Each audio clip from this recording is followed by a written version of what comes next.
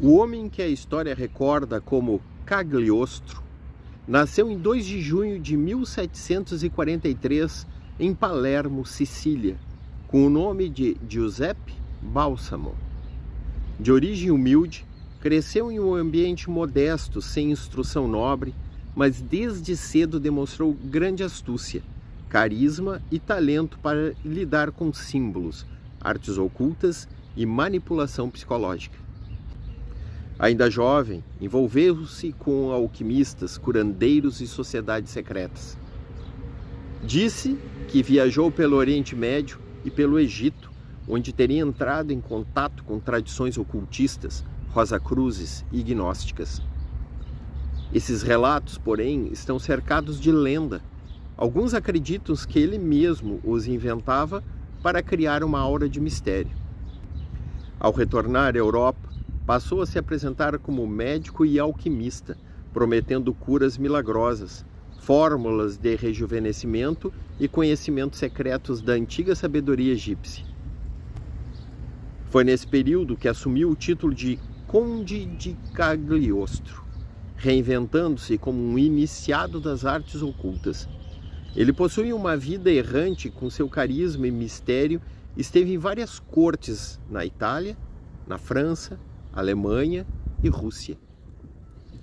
Todos eles receberam em salões aristocráticos. Ficou famoso por suas curas e experimentos alquímicos. Atraía multidões com seu carisma e se dizia iniciado em uma maçonaria egípcia, um rito que mesclava simbolismo cristão, cabalístico e hermético. Na França, envolveu-se em um dos maiores escândalos do século XVIII, o caso do colar da rainha, em 1785. Intriga que manchou a reputação de Maria Antonieta. Embora inocentado judicialmente, o episódio consolidou sua fama de charlatão aos olhos de muitos. Mas afinal, que escândalo foi esse? Era uma joia luxuosa, encomendada anos antes para Madame du Barry, amante de Luís XV. Luís XV morreu antes de pagá-lo, e os joalheiros ficaram com a peça, e eles ficaram tentando vendê-la. Valia uma fortuna, com centenas de diamantes. Jeanne de la Motte, uma mulher ambiciosa da pequena nobreza, arquitetou um plano.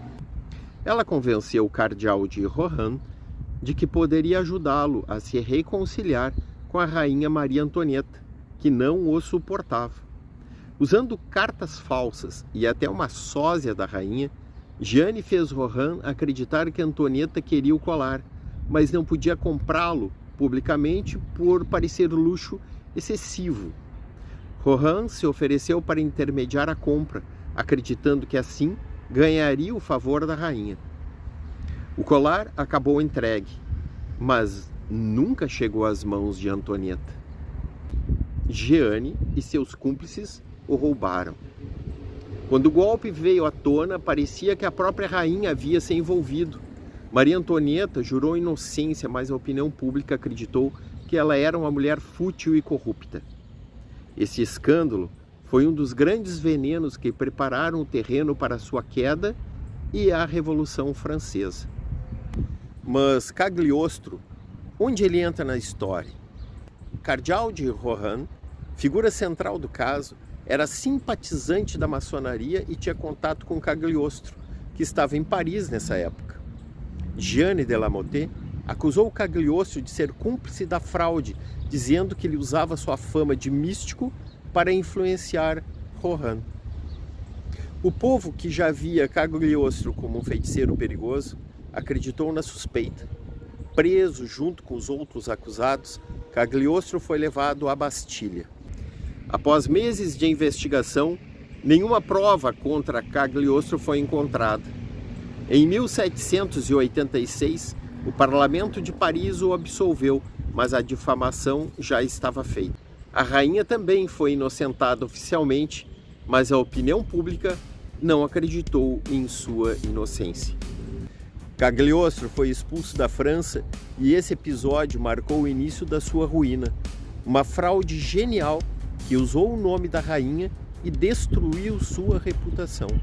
Cagliostro não roubou nada, mas por estar ligado a Rohan e por carregar fama de mágico e conspirador, caiu como bode expiatório. Depois de expulso da França, viajou novamente por vários países até ser preso pela Inquisição em Roma, em 1789. Foi acusado de heresia, prática de magia e pertencimento à maçonaria, algo proibido pela Igreja. Condenado à prisão perpétua, foi enviado ao castelo de San Leo, na Itália. Cagliostro morreu em 26 de agosto de 1795, aos 52 anos, prisioneiro em sua cela. Sua morte encerrou oficialmente sua vida, mas não o seu mito. Muitos acreditavam que ele tinha descoberto segredos de imortalidade e que teria escapado da prisão em forma espiritual. Místico e charlatão. Até hoje divide opiniões. Para uns, era apenas um impostor habilidoso, para outros, um iniciado verdadeiro, guardião de saberes herméticos. Sua maçonaria egípcia inspirou movimentos esotéricos do século XIX, como a Sociedade Teosófica e ordens rosacruzes modernas. Escritores como Goethe, Dumas e Schiller o retrataram em obras, sempre como símbolo de mistério, alquimia e poder oculto. Cagliostro representa o espírito do iluminismo sombrio, onde razão e ciência conviviam com a magia, segredos e sociedades ocultas. Cagliostro foi um homem que nasceu como Giuseppe Balsamo, reinventou-se como conde místico, viveu entre reis e cortesões, oferecendo curas e mistérios, caiu em desgraça pela Inquisição e morreu prisioneiro. Sua importância está menos no que realmente fez e mais no mito que construiu, o arquétipo do mago errante, capaz de transitar entre o poder, a fé e a ilusão. Uma curiosidade: o Conde de Monte Cristo, criado por Alexandre Dumas em 1844, não é literalmente Cagliostro, mas o escritor se inspirou na aura desse personagem histórico. Antes mesmo de escrever o Conde de Monte Cristo, Dumas já havia usado a figura de Cagliostro em outras obras. Joseph Balsamo, 1846. Romance onde o conde aparece como protagonista, envolvido nos mistérios da França pré-revolucionária. Depois, Dumas deu continuidade em outros volumes da série, Memórias de um Médico, sempre retratando Cagliostro como um iniciado em segredos ocultos, quase um imortal, manipulando os fios da história. Assim, Dumas conhecia bem o mito e estava fascinado por ele.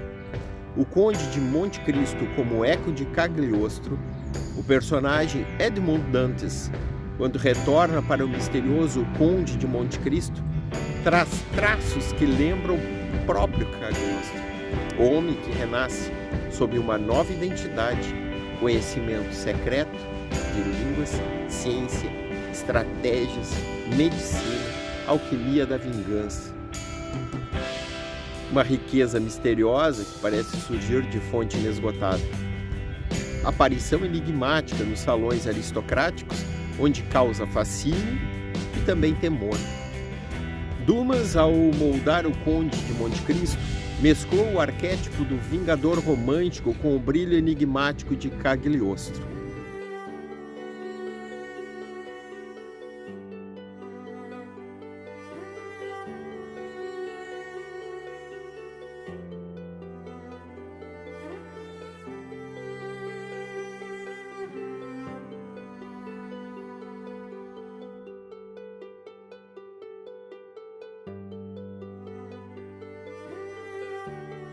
A esposa de Cagliostro é uma figura tão misteriosa quanto o próprio conde. Ela se chamava Lorenza Feliciani, embora algumas fontes apareça como Serafina, Lorenza Serafina ou Serafina Feliciani. Sua trajetória se mistura à aura enigmática do marido e é marcada por luz e sombra, fascínio e tragédia.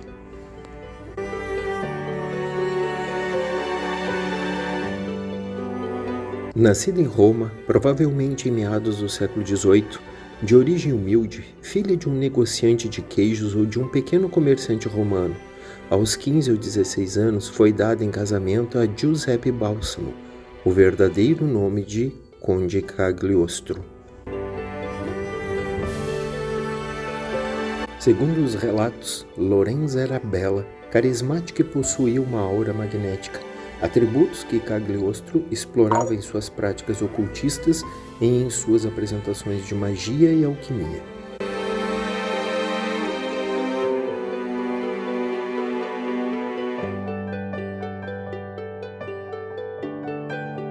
Viajava com o marido pela Europa, servia como assistente nos rituais de cura, invocação espiritual e experimentos alquímicos. Em certas práticas ligadas ao Egito místico que Cagliostro propagava, ela representava a figura da sacerdotisa ou da médium.